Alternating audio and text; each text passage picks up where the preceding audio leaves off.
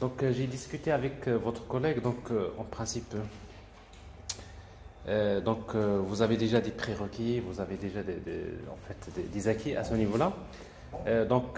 Avant de commencer à travailler sur un exemple d'application, parce qu'après on va se mettre d'accord sur un exemple d'application qu'on devrait développer, on va dire, qu'on va utiliser comme support pour en quelque sorte, en même temps, c'est de s'arrêter sur les choses que vous connaissez et les choses que vous ne connaissez pas. Et en même temps, donc, ce serait pour vous l'occasion peut-être au fait, d'orienter la discussion par rapport à vos attentes. Souvent, c'est le cas parce que vous avez déjà des applications, des projets, vous avez des idées, des problèmes à traiter.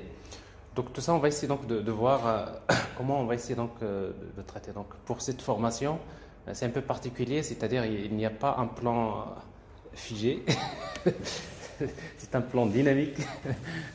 Donc ça va, j'essaierai l'essentiel, c'est que au final, c'est que vous sortez avec des choses à chaque fois, donc importantes, à d'abord le plus important.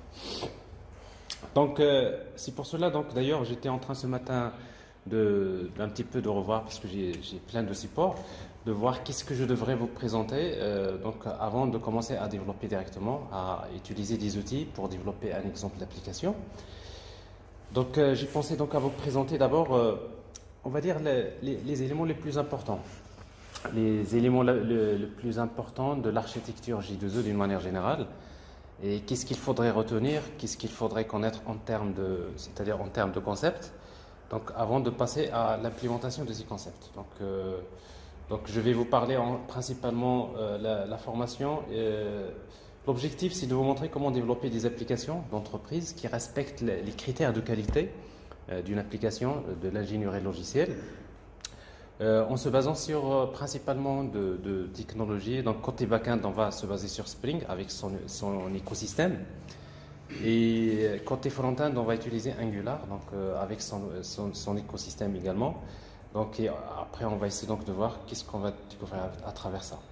Alors d'abord, ça vous le savez, donc je vais d'abord vous faire une présentation. Je vais plutôt au début, donc je vais beaucoup parler.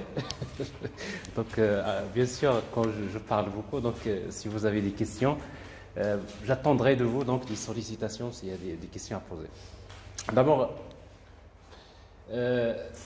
l'architecture d'une application. Donc ça, sans doute vous le savez déjà, c'est qu'une application web d'une manière générale, une application se compose de deux parties. Il y a ce qu'on appelle la partie back-end et la partie front-end. Alors, côté back-end, donc généralement vous avez besoin d'utiliser des technologies. Alors forcément, donc les entreprises d'habitude ils utilisent des technologies comme PHP, comme Java J2E, .NET, Node.js. Donc chaque entreprise utilise une technologie qui peut être différente. Mais ce que vous allez comprendre plutôt à travers cette formation, c'est que pour les grandes applications, c'est fini de dire là je vais opter pour PHP ou là je vais opter uniquement pour Java J2E ou bien pour .NET. Mais dans les grands projets, on va utiliser tout ça.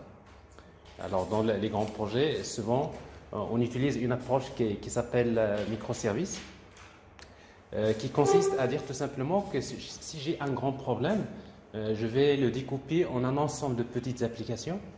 Et chaque petite application, c'est ce qu'on va appeler un microservice. Et dans ce cas-là, quand on est dans cette approche, donc on va voir qu'on a plein d'avantages qu'on va essayer donc c'est-à-dire de voir. Et parmi les avantages justement, c'est que c'est-à-dire plusieurs équipes peuvent travailler dans le même projet et chaque équipe peut choisir une technologie différente. Donc en fonction du besoin. Parce qu'en fait, il se trouve que chaque partie de l'application, par exemple, peut-être, donc quand vous êtes dans une partie de l'application, vous dites, cette partie-là, je vais la travailler avec Java J2E. Pourquoi? Parce que j'ai déjà des frameworks que je maîtrise et qui ont montré des performances intéressantes. Donc ça, c'est l'argument que je vais utiliser pour utiliser Java J2E. Il y a une autre équipe qui vont dire, voilà, on va utiliser Node.js parce qu'il y a une partie où il y a du temps réel. Encore, on a besoin on a une équipe qui est déjà formée à ce niveau-là, donc on va utiliser cette partie avec Node.js, etc. Donc, c'est-à-dire, dans la base, la technologie, l'architecture des applications d'une manière générale d'entreprise, c'est des architectures qui sont distribués et souvent ils sont basés sur un ensemble d'applications. Et si cet ensemble d'applications devient des petites applications, c'est encore mieux. Dans ce cas-là, on va utiliser ce qu'on appelle l'approche basée sur les microservices. Donc ça, c'est quelque chose dont on aura l'occasion de parler en détail. Mais en tout cas, donc, vous avez la partie back-end qui consiste à une application ou un ensemble de petites applications. Et la partie front-end, la même chose. Donc pour la partie front-end, donc si c'est une application web, souvent vous utilisez donc HTML, CSS, JavaScript. C'est quelque chose de très ancien, mais c'est très important. Alors aussi bien pour les applications web et les applications mobiles. Alors dans la pratique, c'est que côté back-end, il faut utiliser des frameworks. Et côté front-end, il faut utiliser des frameworks. Alors bien sûr, c'est ce que je vais vous dire tout à l'heure, c'est que pour développer des applications qui respectent tous les critères de qualité, c'est-à-dire d'une application professionnelle, le seul moyen, c'est d'utiliser l'expérience des autres. Alors forcément, utiliser l'expérience des autres, dans tous les domaines techniques, ben, on fait appel à des frameworks. Alors forcément, les gens qui travaillent avec PHP, donc ils connaissent des frameworks comme Symfony, comme Laravel, donc c'est un écosystème qui est à part. Dans J2E, donc, il y a plein de frameworks avec l'écosystème qui va, par exemple, Spring, GPA, Hibernate, Struts, etc. Donc, il y a plein de frameworks. .NET, c'est un peu particulier parce que Microsoft, il y a un framework qui s'appelle .NET tout simplement, dans lequel qui inclut toutes les briques que vous pouvez utiliser pour développer une application basée sur la technologie Microsoft. Node.js, Express, etc. Donc, il existe, de toute façon, dans chaque technologie, il y a des frameworks. Alors, mais je dis une chose qui est très importante, parce que moi, j'ai eu la chance de travailler avec pratiquement toutes ces technologies-là. Mais ce qui est, d'après mon expérience, c'est que quelqu'un qui travaille avec Spring Framework, c'est que il est toujours en avance par rapport aux autres. Alors, c'est justement, c'est à travers ce qu'on va découvrir avec ça, parce que Spring, en réalité, c'est la locomotive de l'ingénierie logicielle. C'est-à-dire, c'est en fait pas uniquement au niveau Java, c'est que si vous regardez Symfony, si vous regardez Laravel, si vous regardez .NET Core, si vous regardez tous les frameworks de toutes les autres technologies, ils ne font que presque reproduire en quelque sorte ce qui a été déjà fait par Spring. Donc ça veut dire, si vous voulez, l'écosystème Spring, ça c'est mon avis, c'est toujours 2 années, 4 années, 3 années en avance par rapport aux autres. Donc ce qui fait que quelqu'un qui travaille avec Spring, en principe, qui va l'étudier, qui va le maîtriser, non seulement il va apprendre les bonnes pratiques pour développer des applications, parce que le plus important c'est ça, c'est apprendre les bonnes pratiques pour développer des applications professionnelles. Une fois que vous maîtrisez cet écosystème de Spring, et vous-même, peut-être vous l'avez déjà compris, c'est que quand vous revenez sur Node.js, et quand vous revenez par exemple sur PHP, vous trouverez des frameworks, et vous-même, vous pouvez évaluer. Vous pouvez dire, ce framework-là, voilà ses limites. Ce framework-là, voilà ce qu'il présente de mieux par rapport aux autres. Tout simplement parce que vous avez un bagage qui est important, à travers lequel que vous avez appris à travers l'étude de ce framework Spring. Donc c'est pour cela, au niveau académique, au niveau professionnel, il est très important d'étudier c'est-à-dire l'architecture J2E à base de ce framework, parce que non seulement vous allez apprendre à développer, mais surtout c'est la philosophie, c'est-à-dire c'est on va dire les principes de développement logiciel, ils sont regroupés à ce niveau-là. Donc c'est ce qu'on va essayer donc de voir. Alors, côté front-end, la même chose. Donc CSS, vous avez besoin d'un framework, Bootstrap par exemple, JavaScript, vous avez besoin des frameworks comme Angular, comme React. Donc globalement c'est le Vue.js. Donc c'est les frameworks qui sont là. Mais vous devrez comprendre une chose, c'est que le premier framework qu'il y avait côté JavaScript, qui avait en quelque sorte, qui s'est inspiré on va dire de Spring, c'est AngularJS, avec le principe de l'injection des dépendances et de l'inversion de contrôle. Bah, hélico, donc, c'est-à-dire ce principe-là qui est le plus important, à mon sens, dans l'ingénierie logicielle. Finalement, c'est ce qui sera présent dans c'est-à-dire dans tous on va dire les frameworks modernes. Hein. Donc, l'inversion de contrôle, l'injection des dépendances, les deux choses les plus importantes à comprendre et si vous voulez, à appliquer dans les applications. Donc c'est pour cela, moi je ne sais pas donc ce que vous savez à ce niveau-là, c'est la raison pour laquelle je commence toujours par ça, c'est-à-dire le concept. L'inversion de contrôle, c'est quoi l'injection des dépendances, c'est quoi cette philosophie, c'est quoi pourquoi on fait tout ça, juste avant de commencer c'est-à-dire à implémenter, à mettre en œuvre tous ces concepts-là à travers un exemple d'application. Bien. Alors, donc, ça c'est en quelque sorte juste globalement. Alors, juste pour vous donner une idée sur ce que c'est le principe de l'inversion de contrôle. J'ai toujours un slide que je présente en fait à chaque fois qu'il faut commencer une formation. C'est quand vous êtes en train de développer un projet. La première des choses que vous dites quelles sont les exigences d'un projet informatique. Et quand vous essayez de répondre à cette question, vous allez dire, dans un projet informatique, les exigences, il y a les exigences fonctionnelles et les exigences techniques. Ça, c'est important. Alors, quand vous dites fonctionnel, alors ça veut dire que tout simplement, il y a un besoin métier. Quelle que soit la manière avec laquelle vous allez développer l'application, que ce soit une application web, mobile, avec technologie, framework ou sans framework, l'essentiel, orienté objet ou la procédurale, hein, quelle que soit la manière, l'application doit répondre d'abord à un besoin fonctionnel. Alors ça c'est, à ce niveau-là, il n'y a rien de nouveau. Depuis que l'informatique a été créée, c'est que l'application doit d'abord satisfaire le besoin fonctionnel. Alors c'est d'ailleurs la raison pour laquelle, quand vous utilisez la démarche UML pour développer, pour concevoir des applications, l'un des premiers diagrammes que vous créez, c'est use case. Les diagrammes use case. Alors, quand vous créez les diagrammes use case, finalement, vous êtes en train de vous intéresser aux spécifications fonctionnelles. Quelles sont les fonctionnalités que doit satisfaire cette application pour répondre à un besoin réel métier. Alors, comme je disais, donc, il n'y a rien de nouveau à ce niveau-là. Mais par contre, ce qui a évolué à travers le temps, depuis une vingtaine d'années, c'est au niveau des exigences techniques. Alors, au niveau des exigences techniques, il y a un certain nombre d'exigences que je vais vous rappeler. D'abord, il y a quelque chose de très important qui va faire beaucoup la différence entre, si vous voulez, c'est un élément qui est déterminant pour le choix de l'architecture. C'est les performances. Alors, la bête noire des entreprises, c'est ce problème de performance. On peut bien utiliser des technologies c'est-à-dire on peut développer une application qui répond à un besoin fonctionnel, qui marche bien. Au niveau fonctionnel, ça marche, il n'y a pas de problème. Mais quand vous déployez l'application en production, vous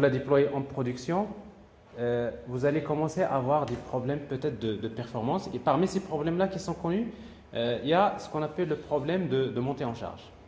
Alors ce problème de montée en charge, si vous voulez, ça représente la bête noire des entreprises. Alors c'est quoi ce problème de montée en charge? Donc je vais vous le rappeler. Le problème de montée en charge, c'est que quand vous dites, par exemple, j'ai une application que j'ai développée, bon, je l'ai testée dans ma machine, j'ai fait les tests fonctionnels, il n'y a pas de problème.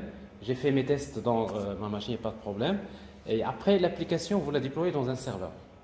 Alors quand vous la déployez dans un serveur, à un moment donné, donc, il y a des clients qui vont utiliser votre application. Alors, si votre application a beaucoup de succès, il y a beaucoup d'utilisateurs qui vont l'utiliser, alors qu'est-ce qui va se passer? C'est qu'à un instant donné, vous avez beaucoup de clients, beaucoup d'utilisateurs qui vont se connecter à l'application. Alors, que signifie, par exemple, vous avez 10 000 clients qui se connectent en même temps au serveur.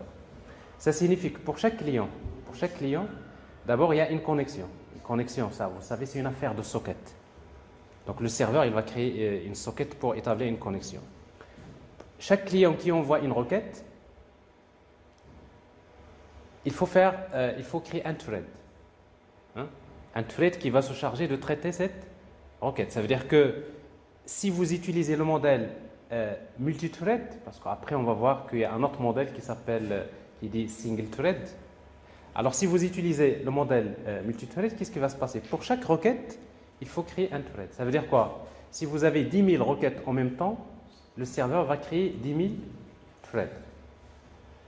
Et pour chaque requête, le serveur doit effectuer des traitements.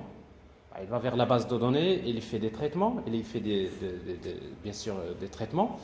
Et après tout ça, à un moment donné, pour faire tout ça en même temps, le serveur, il devient saturé. Et quand il est saturé, donc qu'est-ce qui va se passer? Bon, il y a un client qui arrive, et il va tenter de se connecter.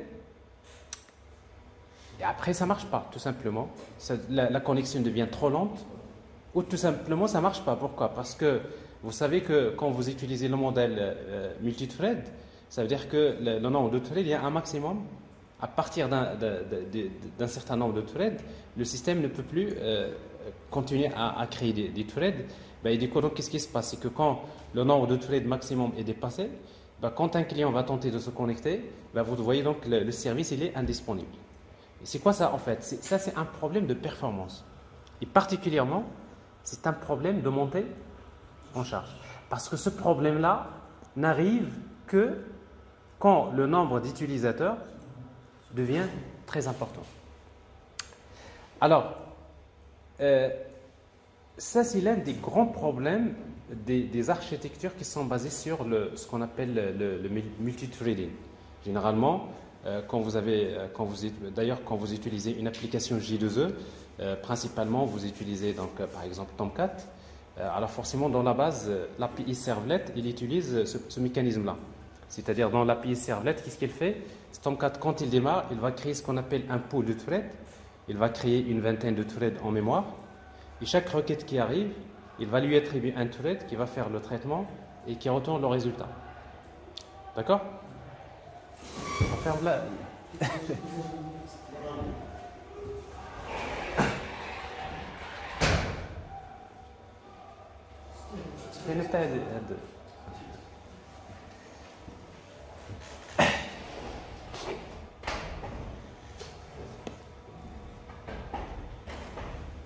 Bien. Alors donc, je disais donc dans le modèle classique, ce qui se passe, c'est ça, c'est que vous avez Tomcat, quand il démarre, il va charger en mémoire un pool de threads. Et qu'est-ce qu'il fait pour chaque requête qui arrive? Il va tirer un thread parmi le pool, il va l'associer à la requête, le thread va faire le traitement, il donne la réponse, et après, donc le thread, il va l'utiliser à un moment donné pour une autre requête. C'est-à-dire que quand même, si donc la charge, s'il y a un problème de charge, ça va poser un problème. Alors c'est la raison pour laquelle il y a un autre modèle, et ça vous devrez le connaître donc, à travers cette formation. Donc il y a un modèle dit single thread, c'est-à-dire qu'en réalité, avec un seul thread, je peux répondre à plusieurs requêtes. Alors dans ce cas-là, il faut utiliser ce qu'on appelle les entrées-sorties non bloquantes.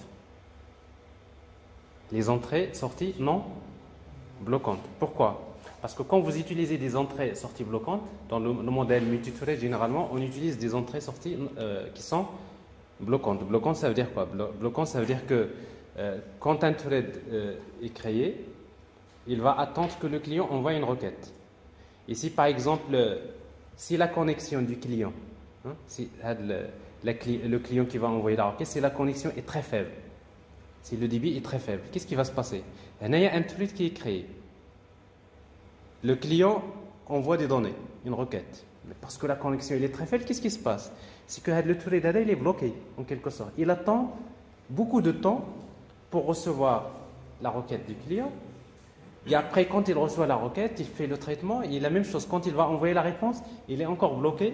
Il va envoyer les données. Pourquoi? Tout simplement parce qu'il y a un problème de performance d'abord au niveau de la connexion du client. Vous voyez donc, quand vous utilisez donc le mécanisme le multithread avec des entrées-sorties bloquantes, ça marche quand le nombre d'utilisateurs n'est pas important. Mais quand vous êtes dans un système, c'est-à-dire dans lequel vous avez beaucoup d'utilisateurs qui accèdent à l'application, là, le système-là, il pose réellement des problèmes. Donc, alors c'est pour cela, le premier qui avait introduit le modèle single thread avec des entrées-sorties non bloquantes, c'est Node.js. Donc Node.js, c'était le premier qui l'avait introduit. Il a montré qu'avec un single thread, on peut répondre à plusieurs requêtes. Et du coup, donc, ce modèle-là, c'est-à-dire, c'est un modèle qui a donné naissance à un modèle de programmation qui s'appelle la programmation réactive. Et du coup, donc, vous avez tout un écosystème qui est lancé. Alors après, par la suite, donc, la technologie Java J2E, c'est pareil pour .NET principalement, donc dispose de ces modèles. Donc dans J2E, dans Spring par exemple, vous avez deux versions de Spring. Vous avez Spring classique avec des entrées-sorties bloquantes, c'est-à-dire Spring MVC, et vous avez ce qu'on appelle Spring WebFlux. Alors quand vous entendez Spring WebFlux, ça veut dire que vous êtes dans un modèle réactif. Alors forcément, donc j'aurai l'occasion à la fin, c'est pas la partie pour le moment qui est la plus importante pour vous, mais à la fin, donc je vais vous parler c'est-à-dire de l'intérêt de maîtriser à votre niveau, de maîtriser les deux modèles, parce que c'est surtout ça qui va faire, si vous voulez, la différence à un moment donné. Alors en tout cas, alors si vous êtes dans un modèle multithread avec des entrées-sorties bloquantes, quand vous avez un problème de montée en charge, c'est quoi la solution? La solution, c'est d'aller vers tout simplement la réplication, c'est-à-dire d'aller te dire, en fait, mon application, je ne vais pas la démarrer dans un seul serveur, je vais la démarrer dans plusieurs instances. Donc, je vais la démarrer en plusieurs instances, c'est-à-dire dans plusieurs machines. Et dans ce cas-là, ce serveur-là, il devient ce qu'on appelle un load balancer. Alors, qu'est-ce qu'il va faire? Tout simplement, chaque client qui envoie une requête, par exemple, le client envoie une requête R1, alors ce n'est pas ce serveur qui va la traiter, il va dispatcher cette requête vers cette machine. C'est cette machine qui va traiter cette requête-là. Et après, la deuxième requête, c'est cette machine. La troisième, c'est l'autre machine. Donc ça veut dire tout simplement, le load balancer, son travail, c'est quoi? C'est tout simplement de dispatcher les requêtes vers plusieurs serveurs, plusieurs instances. Donc, en principe, avec ça, on peut, au niveau déploiement, avec ça, on peut résoudre le problème de montée en charge. Alors, forcément, alors maintenant, quand le nombre d'instances démarrées augmente et diminue en fonction de la charge, quand le nombre d'instances, le nombre de serveurs que je démarre augmente et diminue en fonction de la charge, ça c'est l'idéal. Parce que si vous dites je vais engager 20 machines, n'est-ce pas? Mais le problème, quand il n'y a pas beaucoup de clients, c'est que c'est du gâchis. C'est-à-dire vous avez mobilisé beaucoup d'ordinateurs, beaucoup de machines qui ne servent pas à grand-chose, n'est-ce pas? Alors c'est la raison pour laquelle dans les architectures cloud, maintenant pratiquement tout est réglé. Le nombre, quand vous êtes dans une architecture comme ça, distribuée, le nombre d'instances peut augmenter et diminuer en fonction de la charge. Alors dans ce cas-là, on va parler de ce qu'on appelle les architectures distribuées scalables, la scalabilité. Alors quand vous entendez parler du mot scalable ou bien scalabilité, c'est-à-dire élastique. Élastique, c'est-à-dire, plus il y a la charge, il y a des machines qui vont s'ajouter pour résoudre le problème de charge. S'il n'y a pas beaucoup de charge, les machines ils peuvent être utilisées pour autre chose. Alors comme vous savez, dans le cloud, tout se passe avec des machines virtuelles.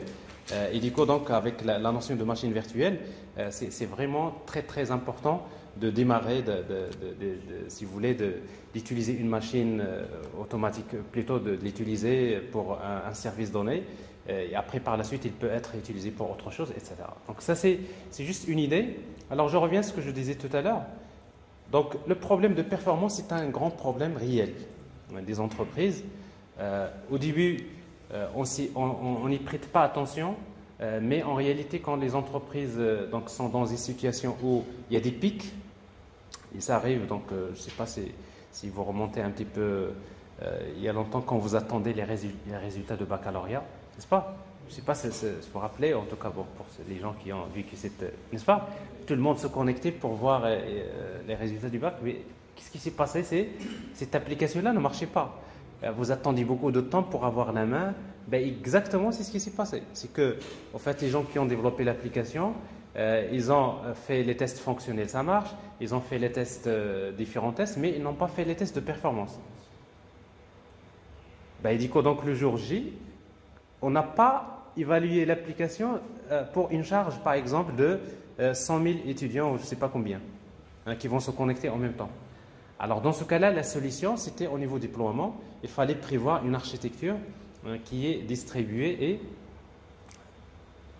scalable. Donc, c'est important parce que sinon, vous allez mobiliser beaucoup de machines, mais en réalité, toutes ces machines-là, ils ne vont servir que le jour où on va annoncer les résultats de bac. Mais après, c'est des choses qui arrivent. Alors en tout cas, donc ça c'est un vrai problème. Pourquoi j'insiste beaucoup sur cet aspect-là? C'est parce que c'est l'aspect qui est déterminant pour le choix de l'architecture. Alors il y a beaucoup d'entreprises, les architectes logiciels, parce que j'espère qu'un jour vous serez un architecte logiciel, parce que le premier qui va travailler sur un projet informatique, c'est l'architecte. Et l'architecte, lui, il devrait être au courant, avoir beaucoup de bagages, de façon à dire on va opter pour un modèle single thread avec des entrées et sorties non bloquantes. On va opter pour telle technologie, pour tel framework, pour telle solution. Pourquoi? Tout simplement parce que au niveau, donc, les critères de performance sont très importants à ce niveau-là.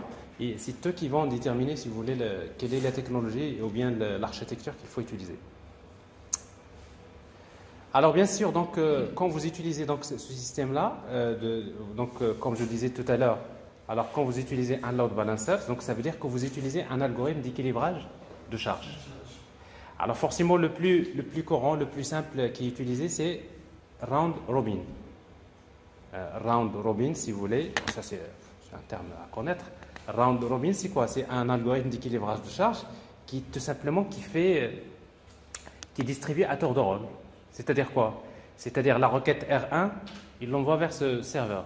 R2, le serveur suivant. R3, R4, il revient vers ce serveur. C'est-à-dire c'est à tour de rôle, n'est-ce pas? Mais en réalité, round robin, ce n'est pas efficace. Pourquoi? Parce qu'il se peut que cette machine-là dispose de 5 CPU. Et cette machine dispose de 2 CPU. Ça veut dire qu'ils n'ont pas les mêmes performances. Alors, quand j'ai des systèmes qui sont hétérogènes, parce que dans les systèmes distribués, on a un ensemble de machines qui sont hétérogènes, alors dans ce cas-là, j'ai intérêt à prendre en considération les performances de chaque machine. Et dans ce cas-là, on fait appel à d'autres algorithmes d'équilibrage de charge qui sont encore beaucoup plus efficaces. Également, quand on parle des performances, on parle de problème de tolérance aux pannes. Tolérance aux pannes, ça veut dire s'il y a un serveur qui tombe en panne, tout simplement, votre application ne devrait pas s'arrêter. Il y a d'autres serveurs, ici il n'y a pas de problème, parce qu'il y a d'autres serveurs qui vont prendre la relève. Okay? Alors vous allez dire tout simplement, quand vous regardez une architecture comme ça, la première des choses que vous devrez, la question que vous posez, vous dites, le serveur là, est-ce qu'il n'y a pas de problème ici? Le load balancer. Alors quand vous avez une architecture comme ça, vous dites ça, ce serveur-là, il présente ce qu'on appelle un spoof. Spoof, ça veut dire single point of failure. C'est un point d'échec. Parce que si ce serveur tombe en panne, n'est-ce pas? Vous devrez avoir quand vous regardez une architecture comme ça, vous dites, mais vous parlez des performances, mais attendez, le problème, si ce serveur tombe en panne, notre système va s'arrêter. Alors, si vous regardez une architecture comme celle de Facebook ou Google, vous ne trouverez jamais le serveur ne marche pas. Et ça marche toujours. C'est juste dire que le load balancer, en réalité, ce n'est pas un serveur, c'est un cluster. C'est un ensemble de serveurs qui vont jouer le même rôle. Donc, forcément, même si vous le voyez dans l'architecture comme ça, mais en réalité, c'est un cluster. Alors, donc, donc voilà, pour ce qu'il faut retenir au niveau des performances, donc il y a le problème de temps de réponse, montée en charge, l'équilibrage de charge, etc., tolérance aux pannes. Alors, il y a un autre critère sur lequel j'insiste beaucoup, c'est la maintenance. Quand on crée une application, bien sûr, il doit être au niveau fonctionnel, ça doit marcher, Ben, au niveau technique, ça doit également, il doit être performante, hein, c'est-à-dire il faut faire les tests de performance, mais également l'application doit être facile à maintenir. Parce que la maintenance, pratiquement, c'est, on va dire, c'est plus de 50% du budget d'un projet, il est lié à la maintenance. Alors, c'est la raison pour laquelle, alors pour que votre application soit facile à maintenir, il y a une seule phrase que vous connaissez déjà qu'il faut retenir, c'est celle-là. L'application doit être fermée à la modification et ouverte à l'extension. Ça veut dire que si votre application est bien conçue, alors forcément, pour la faire évoluer, je n'ai pas besoin de toucher le code source.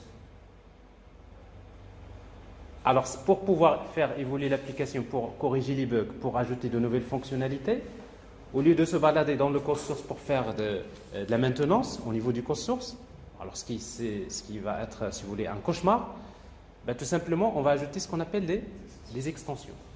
Alors, c'est la raison pour laquelle, pour créer une application fermée à la modification et ouverte à l'extension, vous avez besoin de respecter un certain nombre de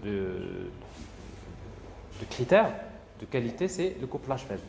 Alors c'est pour cela, donc quand vous allez concevoir votre application, on vous dit toujours une chose au niveau des design patterns, dépendez des interfaces et non pas les implémentations. Alors quand vous êtes lié à une interface, quand votre code est lié à des interfaces, c'est que votre code peut évoluer indépendamment des implémentations. Alors forcément, ça veut dire que c'est le principe du couplage faible tout simplement. Vous avez une classe, vous la liez toujours aux interfaces. Donc l'utilisation des interfaces et des classes abstraites, c'est quelque chose qui est extra important dans la programmation. Alors avec bien sûr ce mécanisme-là, on peut facilement créer une application qui est fermée à la modification et ouverte à l'extension. Alors pour ce qui est parmi vous, celui qui n'a pas encore passé l'étape. Comment? Le couplage faible, le couplage fort, j'imagine que vous le connaissez tout ça, n'est-ce pas? Parfait. Alors ici, donc ça c'est un critère qui est important. Alors après, bon, il y a d'autres exigences techniques, il y a la sécurité, ça c'est une autre problématique. Bon, l'application doit prévoir si vous voulez, des solutions à toutes les failles de sécurité. Bon, ça demande de l'expérience. La persistance de données, c'est également un problème technique. Il vous faut un framework de mapping objet relationnel, il vous faut utiliser un gestionnaire de transactions, etc. Et après, quand vous développez l'application, on vous dit souvent, on a besoin de la version web, on a besoin de la version desktop, on a besoin de la version mobile. Alors si vous êtes dans cette situation, vous allez dire, mais la version web, la version mobile, la version desktop, ils ont quelque chose en commun. Alors qu'est-ce qu'ils ont en commun? C'est la couche métier et la couche DAO. Alors c'est la raison pour laquelle quand on développe une application, l'application se compose d'un ensemble de couches.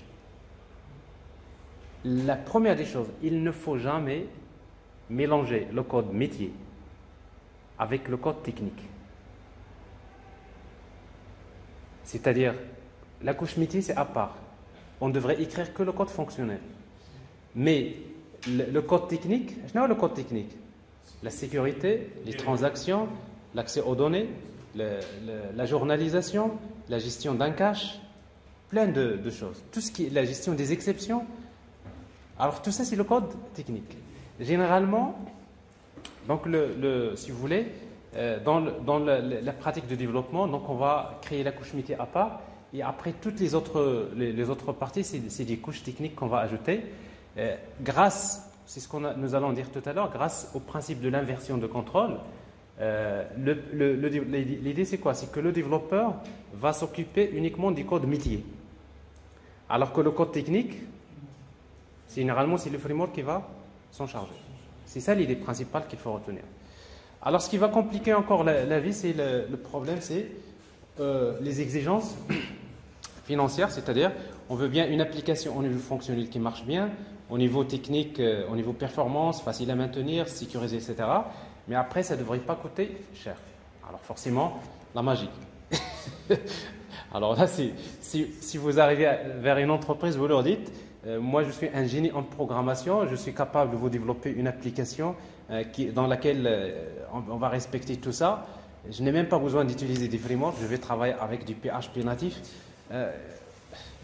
ben, on va vous dire, votre génie, vous le gardez chez vous, on n'en a rien à faire avec. Pourquoi? Tout simplement parce qu'on sait, quelle que soit votre expérience, à moins si vous, êtes, si vous avez commencé le développement depuis 50 ans, j'imagine.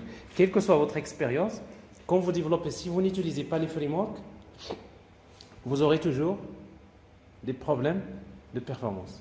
Vous aurez toujours des problèmes de maintenance. Vous aurez toujours des problèmes de sécurité. C'est-à-dire, au niveau fonctionnel, peut-être vous allez répondre à un besoin.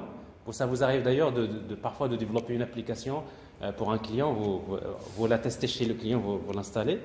Mais dès que vous l'installez chez le client, il commence à la tester. Écoutez, si l'application est mal conçue, croyez-moi que tout ce que vous avez gagné quand vous avez développé l'application, vous allez le perdre en maintenance. Parce que le client, à chaque fois, il vous appelle, il vous dit là, il y a un problème, il y a une faille, il y a un problème ici, je voudrais ajouter ça. Et après, vous allez commencer à prendre un moyen de transport, des va-et-vient chez le. Ou plutôt, si vous êtes une entreprise, vous allez embaucher un ingénieur qui va faire que ça. C'est tout un salaire qui va juste surveiller une application. Est-ce qu'il marche? Est-ce qu'il ne marche pas? Est-ce qu'il y a... Alors, globalement, c'est pour cela, en quelque sorte, donc la manière de développer l'application, c'est quelque chose d'assez important. Alors, donc c'est un peu l'idée. Alors, maintenant, ça c'est juste introduire le principe de l'inversion de contrôle. C'est ce que j'ai dit tout à l'heure. Il est très difficile de développer un système logiciel qui respecte tous ces critères sans utiliser l'expérience des autres.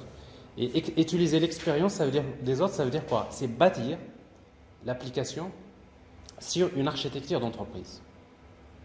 Avec le mot bâtir, on l'a emprunté du génie civil. N'est-ce pas? Bâtir. C'est comme si je vous dis, je veux construire un immeuble, alors que si les fondations sont déjà construites, n'est-ce pas? Ben, c'est plus simple de construire l'immeuble. C'est exactement ça. Donc, vous voulez construire des logiciels solides, il faut le bâtir sur des fondations qui sont solides. Alors, ce qui fait que, pour cela, c'est la raison pour laquelle donc, il y a des architectures. Parmi les architectures, il y a l'architecture J2E. Alors, J2E, ce n'est pas uniquement un langage, ce n'est pas uniquement des frameworks, mais c'est une philosophie. C'est ça. Qu'est-ce qui se cache derrière l'architecture J2E? C'est le principe de l'inversion de contrôle. Alors, ça veut dire quoi utiliser J2E? Ça veut dire que vous allez utiliser des frameworks.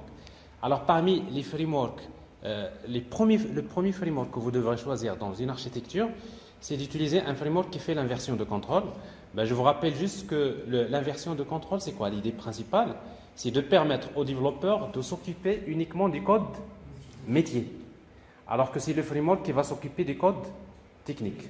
Alors ça, c'est quelque chose d'important. Ça veut dire sécurité, les performances, la gestion des transactions, montée en charge. Tout ça, c'est des problèmes qui sont posés il y a longtemps. Ben, c'est des problèmes techniques. Alors, si vous utilisez le bon framework c'est-à-dire pour chaque exigence technique, alors vous pouvez régler ces problèmes-là. Ça, c'est globalement l'idée principale. Alors, juste dans l'architecture J2E, donc il y a deux solutions. Donc, soit vous utilisez Spring, notamment, ou bien EJB avec le conteneur CDI. Donc, globalement, au début, c'était donc plutôt EJB qui avait introduit, donc c'est-à-dire qui venait avec cette idée-là c'est-à-dire de l'inversion de contrôle. Après, bon, avec EJB, il y avait un problème, c'est que la version 1.0 de EJB, les entreprises qui l'ont utilisée se sont cassées la figure parce qu'au niveau performance, ça n'a pas donné ce qu'on attendait de cette technologie. Après, dans la deuxième version, également, c'était un peu lourd de développer le code, etc. Mais entre-temps, donc, Spring, il a pris la vedette. Et du coup, donc, les entreprises ont déjà commencé à faire confiance au framework Spring parce que Spring, si vous voulez, c'est un framework qui utilise ce qu'on appelle un conteneur léger. Ben, du coup, donc, c'est plus pratique pour construire les applications. Et après, avec EJB 3.0, donc il est revenu sur à peu près, c'est-à-dire avec des facilités qui sont intéressantes. Donc, il y a des entreprises qui utilisent bien sûr EJB. Et après, par la suite, carrément, EJB, donc il a vu qu'il devrait faire comme Spring. C'est pour cela qu'à partir de la version 7 de J2E, donc il a introduit un conteneur qui s'appelle CDI. Donc ça, c'est juste dans ce côté-là. La même chose, si vous regardez donc principalement dans l'architecture .NET, c'était pareil. Donc MVC 1, 2, 3, 4, etc., n'est-ce pas, jusqu'à un moment donné, c'est que Microsoft il a introduit également Microsoft Dependency Injection, c'est-à-dire il y a un framework qui fait l'injection des dépendances. Et après donc la dernière version plutôt de .NET, c'est .NET Core. Et si vous regardez si vous regardez dans .NET Core, vous allez trouver vraiment quelqu'un qui a travaillé avec Spring Boot, c'est presque, c'est vraiment aller vers l'architecture basée sur les microservices, c'est toujours la même logique. C'est-à-dire, c'est juste pour vous dire, si vous regardez dans Node.js, il y a un framework qui est le plus court, si vous voulez, ce qui est connu, qui est Express, n'est-ce pas? C'est de Node.js. Mais après, vous allez voir, il y a un écosystème qui va venir dans le futur. Et si vous regardez, il y a un framework qui s'appelle Nest.js. Nest.js, si vous jetez un coup d'œil. Si vous regardez Nest.js, vous allez trouver c'est une copie intégrale de Spring. C'est presque, c'est-à-dire avec les annotations, avec les trucs de Spring Data. Vous regardez ce que c'est. Quelqu'un qui développe avec Spring, quand il regarde un framework en Nest.js, donc vous allez voir, c'est finalement que le modèle toujours le plus abouti, c'est Spring. C'est juste dire que Spring il propose des modèles de développement. Il y a toujours en quelque sorte quelqu'un qui a utilisé Spring, il va constater ça. Donc ça veut dire que c'est toujours plus simple vous de virer vers la bonne architecture.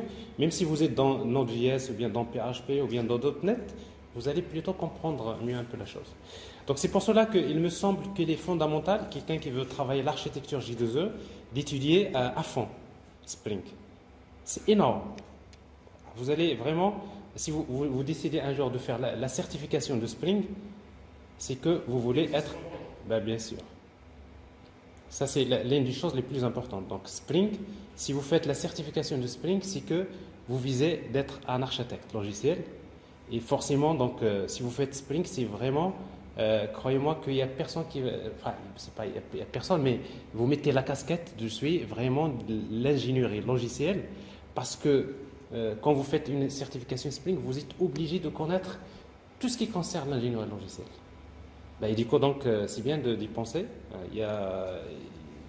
Si vous voulez, parce que dans Spring, il n'y a pas que... Il y a l'inversion de contrôle, l'injection des dépendances, il y a Spring MVC, Spring Data, Spring Security, l'AOP.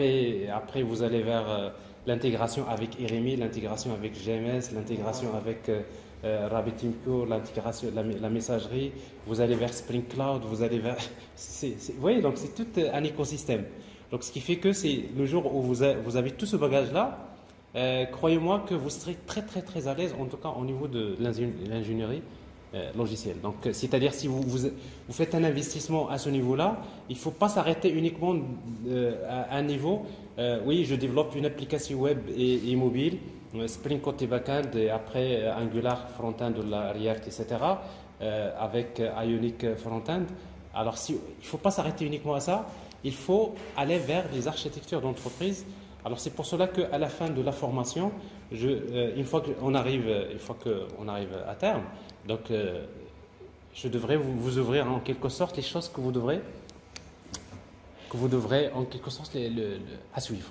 C'est les choses à traiter, parce que quand je vous parle Spring Cloud, c'est-à-dire si vous voulez vous voulez implémenter l'architecture basée sur les microservices jusqu'au bout, il vous faut il y a pas mal de choses que vous devrez maîtriser, parce que les protocoles de messagerie, RabbitMQ, il y a un tas de choses, donc tout ça, donc je vais en parler. Mais il se trouve que la réalité, c'est que si vous cherchez à répondre à un besoin de l'entreprise, c'est que vous avez besoin de développer des applications web et des applications mobiles.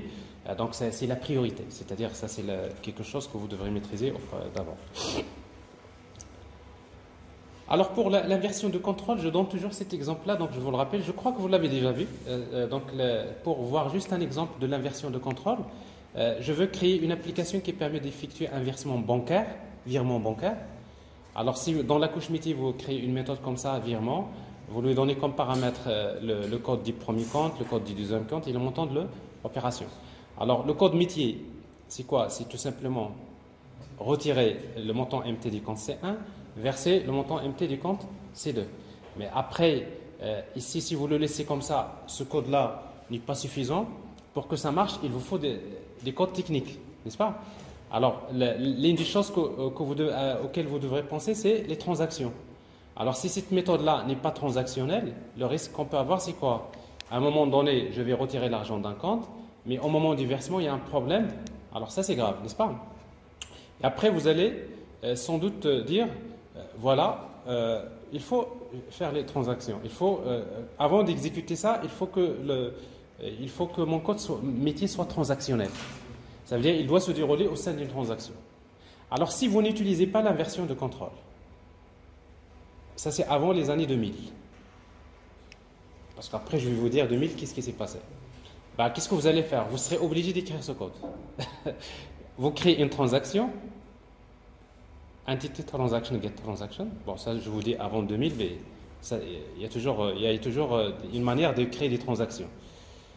Et après, vous dites transaction.begin, ça veut dire vous dites au SGBD. Maintenant, toutes les opérations que je vais faire, c'est pas la peine de les enregistrer dans les vraies tables, tu les mets quelque part dans des fichiers temporaires. Try, on va essayer de faire ça. On va retirer. Si ça passe, je vais verser. Si ça passe, qu'est-ce que je vais faire? Je vais valider la transaction. Alors, s'il y a problème dans l'une des opérations, je vais faire un rollback. Je vais annuler la transaction.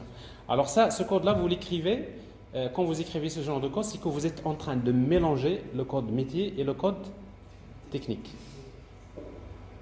Alors, on dit également que le code métier est pollué avec le code technique. Et moi, c'est ce que j'appelle personnellement, c'est de la programmation orientée pollution. Ça n'existe pas. Alors, pourquoi pollution? Parce que j'ai le code métier qui est clean, très simple et clair, mais je suis en train de le polluer avec plein de codes techniques. Ça, rien que les transactions. Alors, vous ajoutez encore la sécurité. If, si l'utilisateur connecté, c'est un admin, je fais ça. Vous voulez utiliser un cache. Vous voulez utiliser la journalisation. Vous avez du code pour l'accès aux données. Alors, du coup, au lieu d'écrire 2 lignes de code, vous allez vous retrouver avec des centaines de lignes de code. Mais si vous êtes dans la logique de l'inversion de contrôle, vous allez dire finalement les transactions. Si vous utilisez Spring, qu'est-ce que vous allez dire? Vous allez dire, bon, je vais écrire que le code métier, mais la transaction, donc je vais la déléguer. C'est le framework qui va s'en occuper. En ajoutant une annotation transactionnelle, c'est-à-dire dire que la méthode, elle est transactionnelle. Et quand vous dites transactionnel, vous pouvez imaginer secured de la notation secured pour dire que cette méthode-là, elle est sécurisée, par exemple, entre parenthèses, le rôle égale admin. Bon. Vous voulez, par exemple, je ne sais pas, un cache. Vous savez que dans une méthode métier, vous allez vers la base de données, vous récupérez des données, vous faites des calculs, vous rendez un résultat. Mais s'il y a une autre requête qui demande le même traitement, qu'est-ce que vous allez faire? Vous allez vers la base de données, vous faites les calculs et vous rendez le résultat. Mais ça, c'est dans les applications, il y a quelque chose qui s'appelle un cache. Normalement, si vous voulez que votre application devienne performante, il faut créer un cache. Un cache, ça veut dire quoi? Si je passe beaucoup d'efforts à produire un résultat, ce résultat, je le mets dans un cache. Et comme ça, s'il y a une requête qui demande la même chose, au lieu de reprendre, je vais lui donner des trucs qui se trouvent dans le cache. Alors ça, c'est technique. Mais avec Spring, vous utilisez la notation cacheable. Cacheable, c'est-à-dire cette méthode, il utilise un cache, etc. Donc, vous voyez donc la philosophie, c'est quoi? C'est de dire tout ce qui est technique, finalement, je n'ai plus besoin de l'écrire. Alors, il faut juste noter une chose, c'est que la séparation des aspects métiers, la séparation du code métier des aspects techniques, elle est rendue possible uniquement grâce à un paradigme de programmation qui s'appelle la programmation orientée aspect, AOP, Aspect Oriented Programming. Ça veut dire que depuis 2000, il y a quelque chose qui s'appelle la programmation orientée aspect. La programmation orientée aspect, il vous permet de séparer les aspects de l'application. Ça veut dire quoi? Le code métier dans une classe, le code de la sécurité dans une classe, le code de la journalisation dans une classe, le code de l'accès aux données dans une classe, le code de le cache dans une classe. Donc séparé. Avant 2000, il n'y avait pas cette possibilité. Il n'y avait pas la possibilité de séparer les aspects. On est obligé de mélanger, de faire la pollution, si vous voulez. Alors, après, avec l'orienté aspect, je peux les séparer. Et quand je les sépare, qu'est-ce qui se passe par la suite? Je viens vers le métier et je commence à greffer. Et la notion aspect oriented programming, un aspect, c'est, d'ailleurs, si vous cherchez la traduction en français, c'est ce qu'on appelle un greffon. Un aspect, c'est un greffon. Ça veut dire quoi? Vous allez vers votre code métier, quelque part, vous dites, ici, la méthode devrait être transactionnelle. Qu'est-ce que vous faites? Transactionnel. Qu'est-ce que vous faites là? Vous êtes en train de greffer un aspect qui va s'occuper de transaction. Vous voulez sécuriser ça? Vous dites secured. Donc ça, c'est de la programmation orientée aspect. Donc vous voyez bien que l'architecture J2E, Spring principalement, et tout ce qui va avec dans l'architecture J2E, il est lié à quelque chose qui s'appelle la programmation orientée aspect. Alors donc forcément, alors les premiers frameworks qui étaient créés pour faire l'orienté aspect, c'est AspectJ dans Java, et après par la suite dans tous les autres langages de programmation, chaque langage dispose de ses propres frameworks d'orienté aspect. Voilà. Non? Exactement, Spring AOP. Alors en fait, Spring est, dans la programmation orientée aspect, donc je ne vais pas rentrer dans les détails, mais sachez que pour faire la programmation orientée aspect, il vous faut ce qu'on appelle un tisseur d'aspect. Un tisseur d'aspect. Le tisseur d'aspect, ou AspectJ. AspectJ, donc le tisseur d'aspect, il y a deux types de tisseurs. Il y a ce qu'on appelle les tisseurs d'aspect, c'est-à-dire au moment de la compilation. Il y a des tisseurs d'aspect au moment de l'exécution. Runtime et compile time, c'est-à-dire au moment de la compilation. Alors, AspectJ, c'est au moment de la compilation. C'est-à-dire, qu'est-ce qu'il fait AspectJ? Quand vous enregistrez votre fichier, qu'est-ce qu'il fait? Il prend le code de l'aspect, il l'injecte le bytecode. Qu'est-ce que l'aspect? Qu'est-ce que le bytecode? Donc, ça veut dire qu'au moment de la compilation, il prend du bytecode, il l'injecte dans le bytecode de l'endroit où vous insérez l'aspect.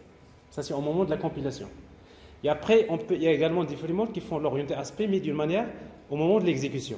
Alors, dans ce cas-là, par exemple, Spring AOP, lui, c'est runtime, c'est-à-dire l'orienté aspect au moment de l'exécution. Et dans ce cas-là, généralement, ils utilisent un design pattern que vous connaissez qui s'appelle proxy. Donc, finalement, Spring AOP, il se base plutôt sur plein de proxys qu'il va créer. Donc, après, vous allez comprendre comment ça marche. Donc, quand on va écrire du code, de la notation transactionnelle, au final, c'est quoi? Il met en place un proxy qui va se charger de gérer ces transactions-là. Alors, voilà, donc presque j'ai un peu fait le tour des concepts. Alors maintenant, juste avant qu'on commence avec un exemple d'application, donc je vais d'abord vous présenter l'architecture. Maintenant, à travers ce que je vais vous montrer là, c'est les prérequis également. Donc, qu'est-ce que vous connaissez, qu'est-ce que vous ne connaissez pas? Alors, on peut dire que d'une manière générale, l'architecture d'une application ressemble à ça. Alors, vous aurez toujours besoin d'un serveur de base de données. Alors, c'est vrai que dans la majorité des cas, vous allez utiliser des SGBD relationnels, mais vous savez également que quand la quantité de données devient importante, généralement, vous faites appel à d'autres SGBD, par exemple NoSQL, comme MongoDB, etc., Cassandra, et tout l'écosystème du big data. Donc, peu importe. Donc, vous avez un SGBD. Mais quand vous êtes dans l'approche microservice, chaque microservice dispose de sa propre base de données.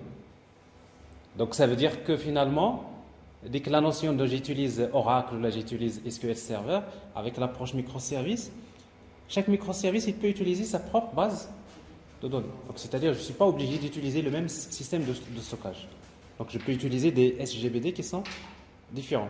Il y a un microservice peut-être qui va utiliser juste MongoDB, il y a un autre qui va utiliser un fichier XML, il y a un autre qui va utiliser une base de données relationnelle. Mais rien n'empêche, mais quand on est généralement dans les microservices, plutôt on va vers les bases de données NoSQL. Pourquoi? Tout simplement parce que ils sont faits pour être distribués. Et du coup, donc, c'est l'idéal. Donc, pour les applications comme ça, c'est intéressant. Alors, donc, il y a les SGBD, et après, il y a le serveur d'application.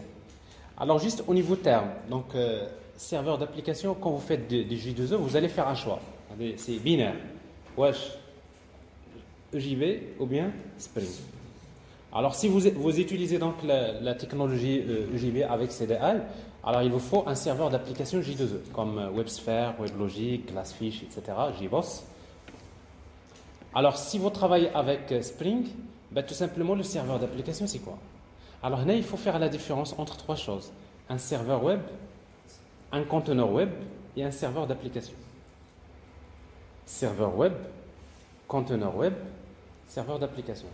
Alors c'est quoi un serveur web? Un serveur web, c'est un serveur HTTP, par Apache. Donc c'est quoi son rôle? Il reçoit des requêtes HTTP et il donne des réponses HTTP. Mais le serveur web ne fait pas des traitements. Donc une requête, soit par exemple si cette requête-là elle est destinée pour un script PHP, bah, Apache il va demander à PHP d'exécuter. Bon, c'est PHP qui va exécuter, c'est pas Apache, n'est-ce pas? Donc un serveur web c'est ça. Dans une application vous aurez toujours besoin d'un serveur web. Alors c'est quoi un conteneur web? Un conteneur web, Tomcat. Tomcat, c'est un conteneur web. Un conteneur web généralement fait deux choses. Fait serveur web, il va jouer le rôle de serveur web, plus un moteur de servlet. Parce que qu'est-ce qui gère le cycle de vie des servlets? C'est Tomcat. Qu'est-ce qui va exécuter une servlet, soi-disant? Le code d'une servlet, c'est Tomcat. Alors pour PHP, le conteneur web, on va dire, c'est Apache plus PHP. Hein, c'est le moteur de PHP, n'est-ce pas? C'est un conteneur web. Donc ça veut dire quoi un conteneur web? C'est-à-dire il y a un serveur web plus un moteur qui va exécuter des codes côté serveur. Alors pour le cas de J2E, on va dire Tomcat, c'est un conteneur web. Et après, c'est quoi un serveur d'application? Un serveur d'application, c'est un conteneur web plus un framework qui fait l'inversion de contrôle. Alors ça c'est plus simple Donc un conteneur web, Tomcat par exemple, plus un framework qui fait l'inversion de contrôle, comme Spring. Alors dans notre cas, quand on va travailler avec Spring, finalement, le serveur d'application c'est quoi? C'est Spring plus Tomcat. Parce que de toute façon, un serveur d'application, il a toujours besoin d'un conteneur web. C'est bon? Alors, donc il y a un serveur d'application, et après il y a la couche métier de l'application. Alors maintenant, quand on développe des applications, il y a deux approches, soit monolithique ou bien microservice. Si vous utilisez l'approche monolithique, ça veut dire que vous avez une seule couche métier. Et dans ce cas-là, vous allez avoir ici des centaines de classes, d'interfaces, etc. Donc dans la même application. C'est-à-dire tout le besoin fonctionnel de l'application, elle est là. Mais quand on est dans l'approche microservice, qu'est-ce qu'on fait? Ben, on va découper cette couche métier, on va la découper en différentes parties. Chaque petite partie du métier, c'est une application indépendante. Alors ça, c'est l'approche microservice. Alors donc, il y a la couche métier. Après, dans la couche métier, généralement, on fait l'orienté objet, donc globalement, parce qu'il n'y a pas mieux, parce qu'avec l'orienté objet, donc c'est plus simple de réutiliser l'expérience des autres. Associé à l'orienté aspect, la programmation POO plus AOP égale à quoi? Égale écrire le code métier à part et le code technique à part. Alors, il dit que donc, le code métier, généralement, on n'écrit que le code métier. Et après, par la suite, quand vous faites dans la couche métier, vous faites l'orienté objet, le premier problème technique que vous allez résoudre, c'est quoi? C'est le mapping objet relationnel, c'est l'accès aux données. Alors, si vous avez des données dans des bases de données relationnelles, donc vous aurez besoin d'une couche DAO. Alors, faites la couche DAO, justement, c'est une couche technique. Il faut utiliser un framework. La seule couche où peut-être vous n'allez pas utiliser de framework, c'est la couche métier. Même dans la couche métier, il y a des métiers dans lesquels il y a des frameworks. Quand vous allez dans le domaine de la banque ou des finances, ils peuvent créer des frameworks. Tout ce qui est le métier de la banque, on peut créer un framework sur lequel on peut se baser pour monter d'autres applications. Mais ça, c'est des frameworks, on va dire, spécifiquement pour un métier bien déterminé. Mais généralement, on peut dire que qu'est-ce qui change d'une application à l'autre, c'est le métier. Alors, en tout cas, dans notre cas, pour la partie donc, J2E, quand vous travaillez avec J2E, vous avez besoin de connaître la spécification GPA, Java Persistence API, Et après, GPA, c'est une spécification qui permet de standardiser la notion du mapping objet relationnel. Et après, GPA, chaque spécification dispose de plusieurs implémentations. Alors, l'implémentation qui est le plus connue, c'est Hibernate. Bon, Hibernate, c'est une implémentation développée par JBoss et qui implémente la spécification GPA. Mais Hibernate n'est pas le seul framework. Toplink, Ibatis, il y a d'autres frameworks qui sont utilisés. Après, si vous voulez faire plus, si vous travaillez avec Spring, vous avez une perle rare. C'est que Spring, il a exploité, à partir de Java 5, il y a quelque chose qui a été ajouté dans Java 5 et qu'il faut connaître. C'est deux choses. La première, c'est les annotations. La deuxième, c'est la généricité. Retenez ça, parce que quand vous êtes dans des entretiens d'embauche, quand vous dites du fait du Java, vous faites du Java 8 ou Java 7, etc. Mais il faut bien comprendre cette chose. C'est qu'avant Java 5, il n'y avait pas la notion des annotations, il n'y avait pas la généricité. Des interfaces génériques, des implémentations génériques, des méthodes génériques, ça n'existait pas. Mais à partir de Java 5, on a introduit deux choses. C'est les annotations et la généricité. Et Spring, il a exploité, c'est le premier qui a exploité donc ce concept des annotations et de la généricité. Il dit quoi donc Spring, qu'est-ce qu'il fait? Tout simplement, il a déjà créé, par exemple pour l'accès aux données, il a créé une implémentation générique qui est basée sur GPA et qui permet de gérer les entités GPA. Avec Spring Data, c'est ça. Spring Data, vous n'avez plus besoin d'écrire le code. Tout ce qui est le mapping objet relationnel, c'est technique. Spring Data peut s'en occuper. Oui. On peut utiliser juste Spring Data sans utiliser Hibernate. Non. En fait, Spring Data, alors si vous utilisez Spring Data, vous avez Spring Data, il y a une implémentation générique qui est basée sur... Quand vous faites le mapping objet relationnel, il a une base de données relationnelle. D'accord? Si tu as une base de données relationnelle, tu utilises Spring Data, mais Spring Data, il se base sur GPA. Et quand vous dites GPA, ça veut dire qu'il faut un framework de mapping objet relationnel. C'est-à-dire, finalement, Spring Data, il fait appel à GPA. GPA, quelle implémentation? C'est Hibernate. Et Hibernate lui-même, c'est lui qui va accéder à la base de données via l'API GDBC. Donc finalement, il y a toujours GDBC derrière. Dans ton architecture, il y a GDBC, c'est la base. Ensuite, il y a GPA. Hibernate, GPA, Spring Data. Mais si vous utilisez une base de données NoSQL, par exemple MongoDB, mais il n'y a pas de GPA. Donc, c'est-à-dire Spring Data, il t'offre la même chose, mais avec une implémentation Mongo Repository, c'est-à-dire qui n'utilise pas GPA. Mais si vous êtes dans une base de données relationnelle, vous êtes dans cet écosystème-là, GPA, Hibernate. C'est bon? C'est clair? Mongo Repository, comme GPA, c'est une spécification. Là, c'est pas une spécification. Mongo Repository, c'est une implémentation de Spring Data, mais c'est pas une spécification J2E. Dans J2E, il y a la spécification qui est créée, c'est le GPA. Alors GPA, et ça c'est mon avis, donc GPA au départ, tout le monde avait visé les bases de données relationnelles parce qu'on n'imaginait pas l'écosystème qui va changer. Au début, le problème maintenant de GPA, c'est que il faut qu'il s'adapte également, c'est pour standardiser par rapport aux bases de données, non, SQL et les autres. Alors, donc ça veut dire il faut attendre une autre spécification GPA version 3.0, parce qu'il y a la version 2, dans laquelle, avec GPA, quel que soit le type de... Ça n'existe pas. Mais Spring, il n'attend pas. Tu vois, donc c'est ça la différence entre la spécification J2E et Spring.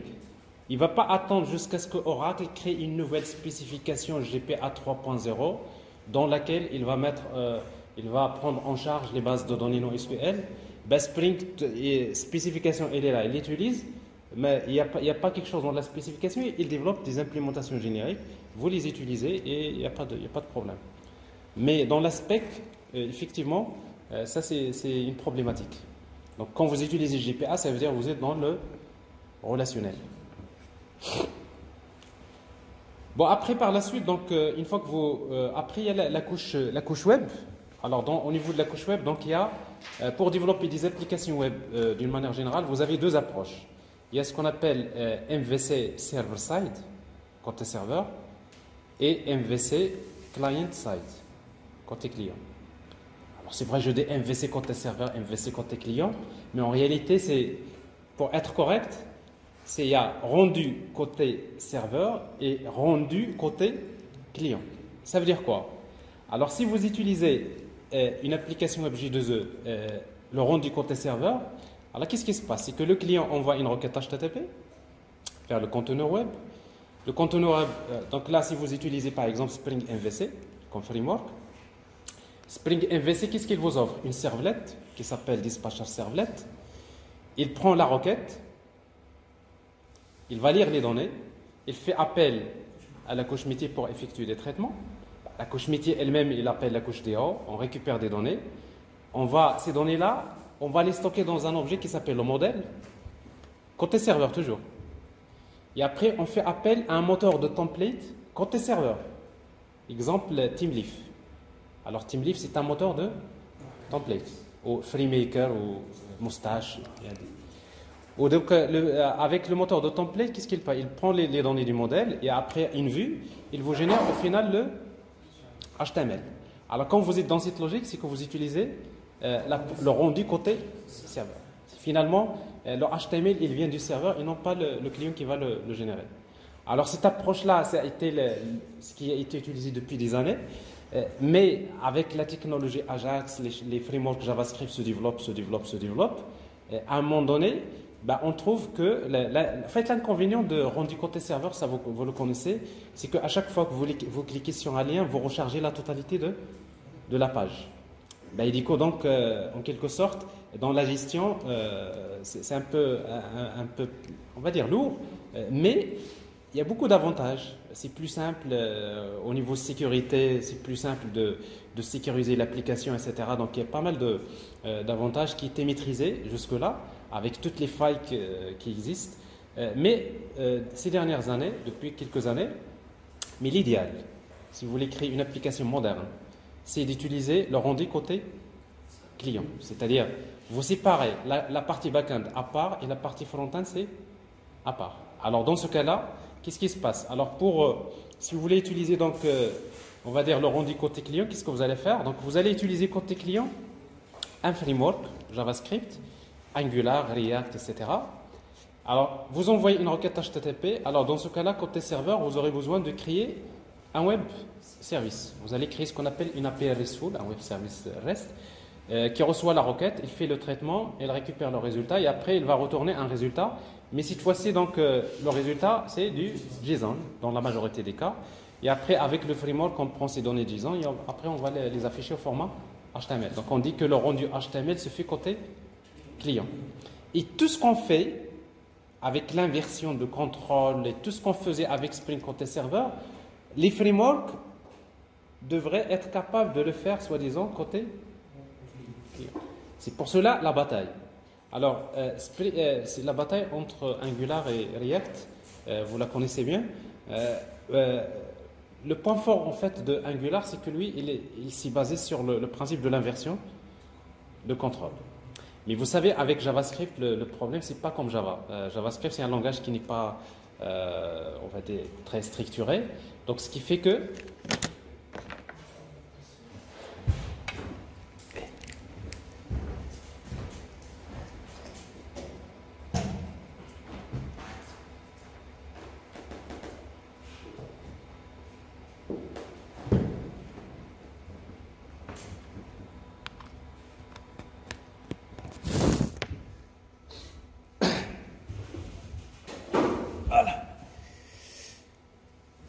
donc, ce qui fait que donc, pour mettre en œuvre un framework qui fait l'inversion de contrôle, il fallait attendre que le langage TypeScript soit créé.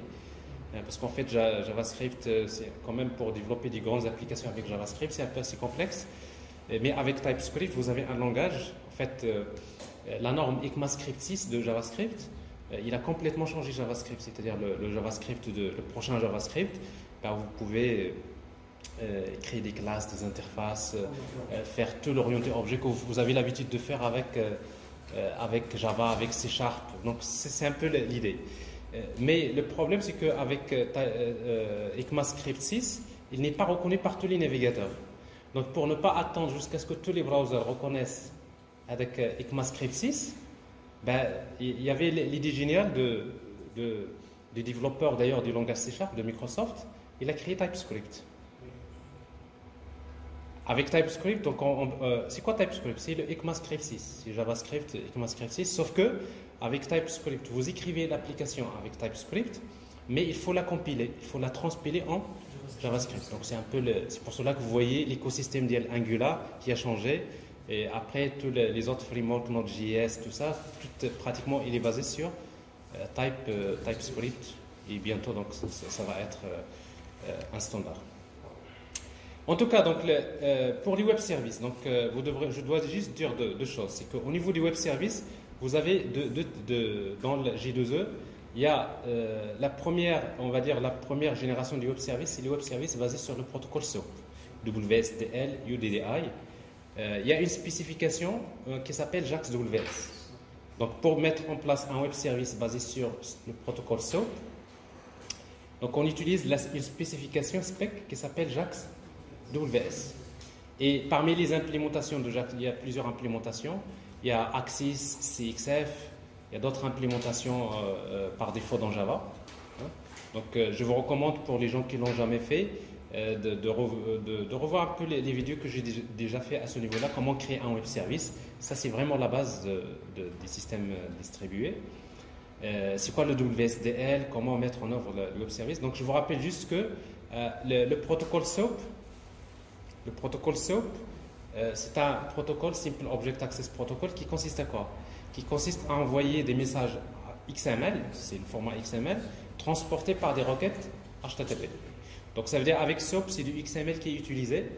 Ça marche dans des situations, mais comme XML il est un peu lourd, généralement il est verbeux, ça occupe il est bavard, il occupe beaucoup d'espace.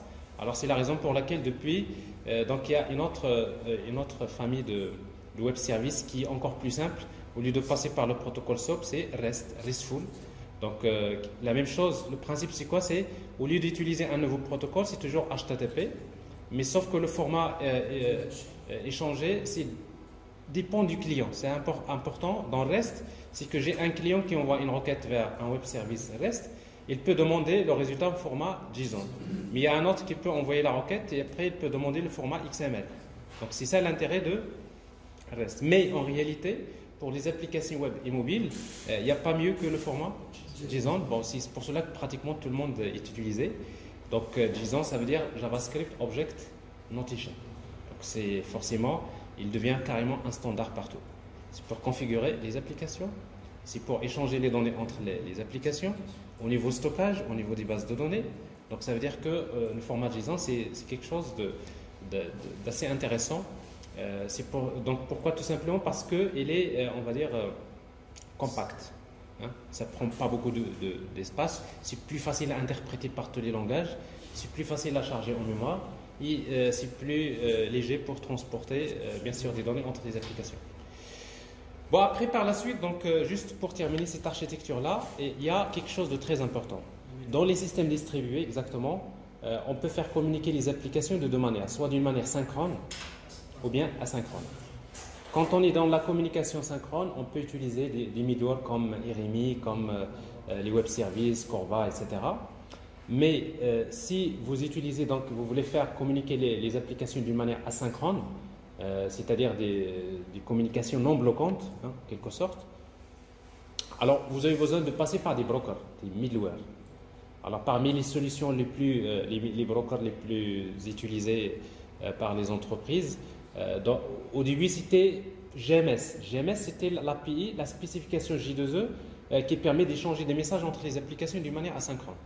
Bon, ça c'est la spécification GMS, c'est quelque chose qu'il faut connaître dans J2E parce que c'est une spec à la base. Mais après par la suite, donc il y avait des brokers. Normalement pour utiliser GMS, il vous faut un conteneur GMS. Tomcat c'est un conteneur de quoi? De servlet. Mais pour GMS, il vous faut un broker GMS. Alors, comme par exemple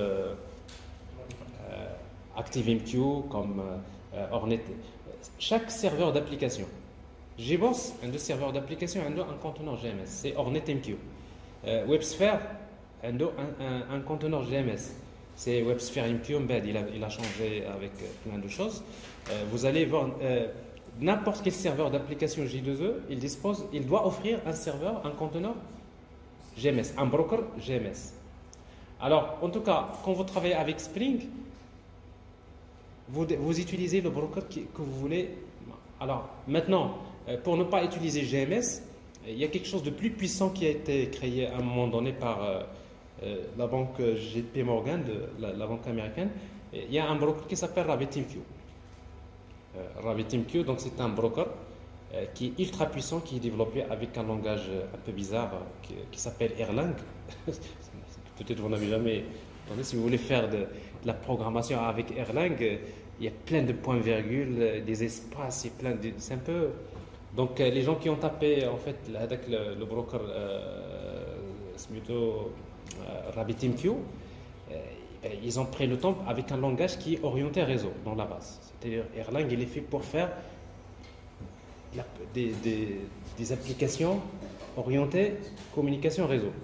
Donc c'est pour cela qu'une fois qu'il est fait, il y a, ce broker-là, il utilise un protocole c'est AMQP. Et avec ce broker, il a montré qu'il est ultra puissant que ce qu'il fournit avec GMS, notamment avec les brokers qui sont fournis par J2E. Il dit que donc à un moment donné, pratiquement, GMS a été quelque sorte abandonné et la majorité des entreprises vont plutôt s'appuyer sur des brokers comme RabbitMQ. Pourquoi? Tout simplement parce qu'elle est interopérable. C'est-à-dire avec RabbitMQ, c'est un broker, si vous voulez, c'est comme c'est un rond-point qui permet de faire communiquer plusieurs applications hétérogènes. Vous avez une application Java, une application PHP, une application .NET, toutes les applications, tous les langages, JavaScript, n'importe quel langage, vous pouvez faire communiquer les applications d'une manière asynchrone en s'appuyant sur ce genre de broker. Ce broker-là, il utilise le protocole AMQP, mais il n'est pas le seul qui est utilisé. Il y a d'autres protocoles qu'on peut utiliser en utilisant RabbitMQ, notamment il y a Stomp. STOMP.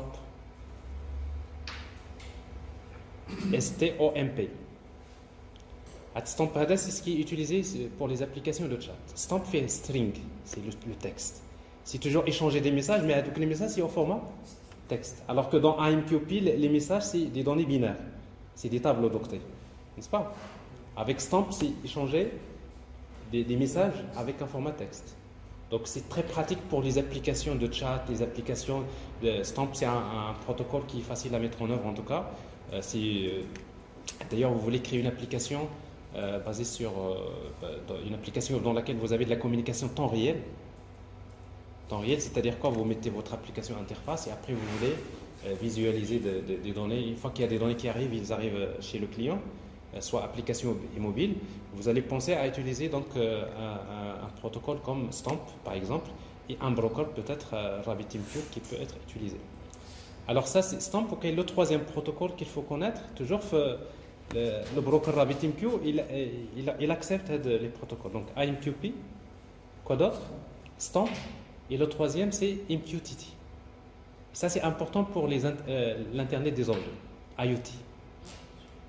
Alors dans le domaine de l'Internet des objets, les objets connectés, si vous voulez faire communiquer les objets connectés, des applications embarquées dans des Raspberry ou bien de l'Arduino, donc ça c'est un autre écosystème. La même chose, le meilleur moyen de les faire communiquer, c'est toujours un broker RabbitMQ, par exemple. Et vous pouvez faire communiquer les objets connectés via un broker comme RabbitMQ.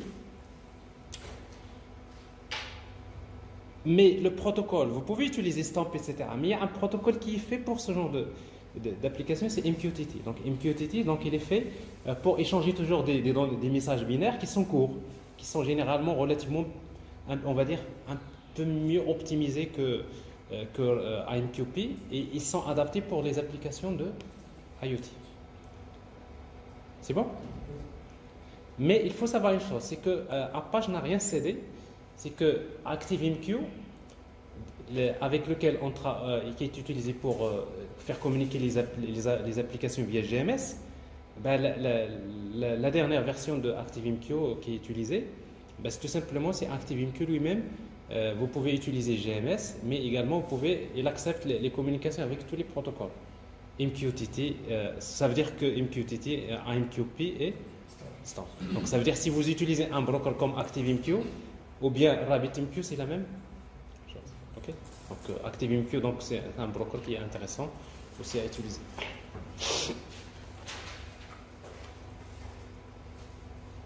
Alors pour cet écosystème des brokers, mais après, donc, je ne vais pas rester là, c'était ça, parce que ça, c'est vraiment genre une autre c'est les communications asynchrones. La partie la dernière, d'accord, ok. Parce qu'après, il y a l'écosystème des big data. Mora, RabbitMQ, Kafka, Kafka Stream, il y a des brokers, Hazelcast. C'est quelque chose d'extra important. C'est l'étape suivante, comme je vous disais, à un moment donné, l'étape suivante pour vous, une fois que vous savez développer des applications web et mobiles, c'est aller vers, c'est là où il faut. Pourquoi? Parce que les applications des entreprises, il y a les systèmes distribués asynchrones, il y a le big data, il y a le stream processing, batch processing, donc forcément vous serez amené à maîtriser tout ça à un moment donné. Alors tout ça, bien sûr, pour ne pas mélanger le code métier avec le code technique, la solution, c'est utiliser l'inversion de contrôle. Voilà. Alors ça, c'est off. Alors donc, hier, il m'a dit qu'on va se rencontrer. Je lui ai dit, laisse-moi tranquille parce que je sais que je vais former les slides pour vous. Parce que je sais que pour commencer, par quoi je vais commencer, mais je ne peux pas commencer quand même à écrire des codes dès le départ. Mais donc il faut que je vous parle de toutes ces histoires-là avant qu'on commence à travailler sur un exemple d'application. Donc j'ai essayé un petit peu donc je pense, ça c'est des choses. C'est les flashs que vous devrez avoir à un moment donné. Quand peut-être vous allez réécouter la vidéo, chaque chose qui vous manque, allez fouiller un petit peu. Il y a tout dans la chaîne vidéo. Hein. Donc pratiquement, vous pouvez trouver à chaque fois des choses qui sont bien adaptées à votre niveau. Alors maintenant, pour la suite. Alors pour la suite, ce qu'on va faire, c'est qu'on va commencer avec une application. Donc, on commence à développer un exemple d'application basé sur Spring Boot. Donc, un exemple d'application. Dans un premier temps, on va commencer par la première partie de l'application. On va prendre deux entités qui sont liées avec une association, donc One2Many, Many2One. On va essayer donc à travers ça, vous montrer tout ce que je viens de dire. Donc on va l'implémenter, on va créer l'application, les entités GPA, on va utiliser Spring Data, on va essayer de créer une API RESTful, on va la tester, on va créer une application basée sur Angular, on va commencer à monter la première partie de l'application. Une fois qu'on monte la première partie de l'application et que tout le monde sait faire ça, la suite c'est les autres fonctionnalités de l'application. Okay? Donc on essaiera donc d'utiliser en quelque sorte. Moi, j'ai pensé, à vrai dire, l'exemple d'application, il y a beaucoup d'idées qui me venaient en tête. Donc, je me suis dit, peut-être, si on développe une application, on commence à développer une application de e-commerce, de commerce électronique, dans laquelle il y a les articles, les catégories. Après, par la suite, il faut modéliser un panier. Après, il faut passer à la sécurité. Pour le panier, vous savez, ça c'est un problématique. Quand vous utilisez plutôt le rendu côté client, créer un panier, donc on ne va pas utiliser les sessions, donc on va utiliser donc JSON Web Token pour représenter le panier, donc c'est quelque chose d'assez important. Donc quel est le cas ou tout simplement une application classique que vous pouvez choisir vous-même. On peut après la pause donc mettre en place, on va dire, parce que quand vous développez l'application, si vous êtes dans l'approche microservice, vous allez vers le noyau par exemple, je veux créer une application de e-commerce. Je vais d'abord créer le catalogue des produits. Je vais créer j'ai besoin de regarder d'abord les produits et les catégories. Donc, ça, c'est la première des choses. C'est ce que je vais vous montrer. Mais une fois que vous faites ça, vous dites maintenant, je vais passer au panier. Je vais passer à la commande. Je vais passer la clé. Donc si vous faites ça, donc maintenant, si vous voulez séparer les applications, vous les séparez, c'est bien. Mais si vous n'avez pas l'architecture pour déployer ça, dans la même application, vous les ajoutez. Et dans ce cas-là, au final, vous avez une application qui est monolithique. Donc plutôt, on va dans ce sens-là. Donc on développera une application monolithique, mais après, par la suite, si vous voulez découper ça, donc il faut qu'on fasse plutôt une architecture basée sur les microservices. Vous êtes d'accord pour ça? La démarche mzéana? Très bien. Alors on va prendre la pause, je préfère, Yak, juste se muter, après on commence la deuxième partie.